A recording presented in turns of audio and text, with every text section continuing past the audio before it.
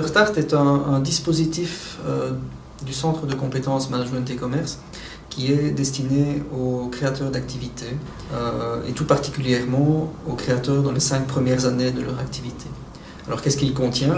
Il contient d'un côté une partie formation et là-dedans on va retrouver des ateliers, on va retrouver des petits séminaires qui sont parfois des séminaires sectoriels. On va retrouver des choses très concrètes, comment améliorer ses ventes, comment gérer son entreprise, comment gérer son point de vente. C'est disponible donc, pour les créateurs d'activités, pour les chefs d'entreprise, pour les publics de repreneurs d'activités. Et chose très importante, c'est que c'est gratuit. Et le but étant justement d'être le partenaire des entreprises dans les 5 années d'activité pour que tout se passe bien.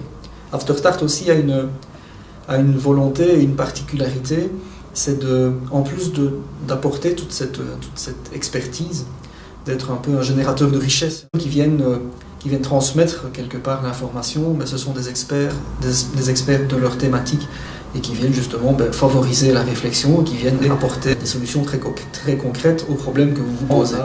Aussi toute une gamme d'experts qui peuvent justement vous aider et vous permettre de vous dire ok, je me rends compte que peut-être il faut que je fasse quelque chose, mais je n'ai aucune idée de ce que c'est. Qu'est-ce que je dois faire? Sur quoi je dois travailler? Alors, en discutant avec les nombreux patrons d'entreprise qui étaient présents aujourd'hui, je me suis rendu compte qu'effectivement, ils cherchent un nouveau positionnement. Ils se disent que la concurrence est tellement présente qu'il faut qu'ils trouvent la manière de se distinguer de cette concurrence. Et par rapport à une journée comme aujourd'hui, des trucs et astuces leur ont permis de repartir en se disant « Ok, maintenant je sais, maintenant j'ai une piste de réflexion, maintenant je vais mettre en œuvre ceci. » Donc c'est un aspect pratico-pratique que les patrons adorent.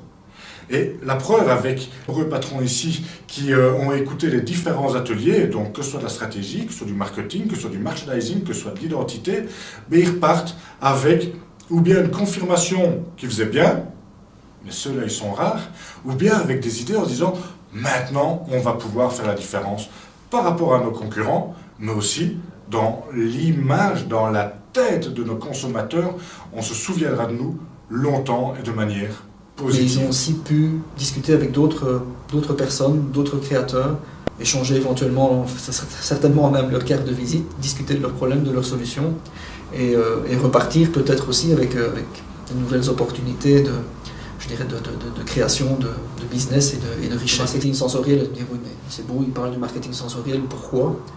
D'un côté c'est une des thématiques qu'on aborde parce que tout à l'heure on parlait d'améliorer les ventes, et ok, le marketing intervient pour une partie là-dedans, il faut se faire connaître, il faut se faire voir, et le marketing en fait partie. Et le marketing sensoriel, on ne se rend pas forcément compte que quand on rentre dans un point de vente, on voit quelque chose, ok, c'est un des sens, la vue, mais le toucher, le goût, l'odorat, voilà, ce sont aussi des sens qui sont sollicités et qu'il faut solliciter pour faciliter l'acte d'achat. Mais marketing sensoriel, concrètement, parce que c'est très bien de vouloir stimuler les sens, mais on peut travailler le sens olfactif avec des cartons d'invitation qui vont sentir le chocolat ou la menthe ou le poivre, avec une ambiance visuelle différente, avec un packaging qui va donner une impression de qualité. Et la technologie maintenant permet vraiment de maîtriser tous ces stimuli, quel que soit le secteur d'activité. Je pense que le marketing sensoriel, en stimulant les sens de l'individu, vont augmenter son bien-être.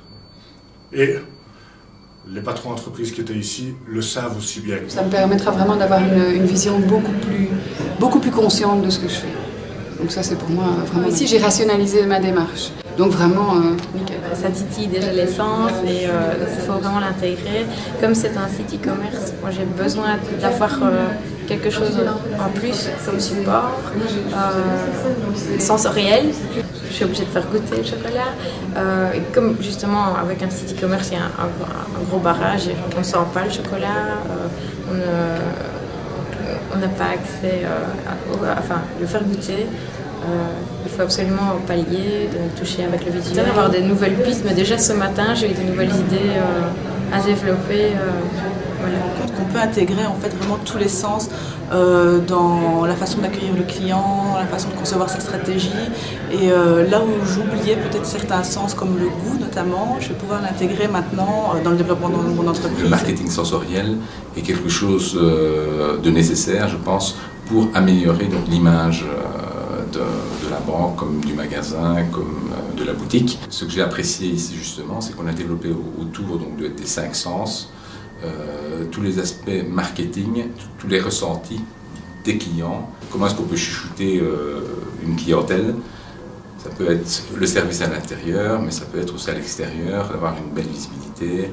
Donc il y aura un retour sur investissement assez important d'après mon expérience et d'après le retour de mes clients. Faites de 2012 une année géniale, professionnellement parlant, on est là pour vous aider.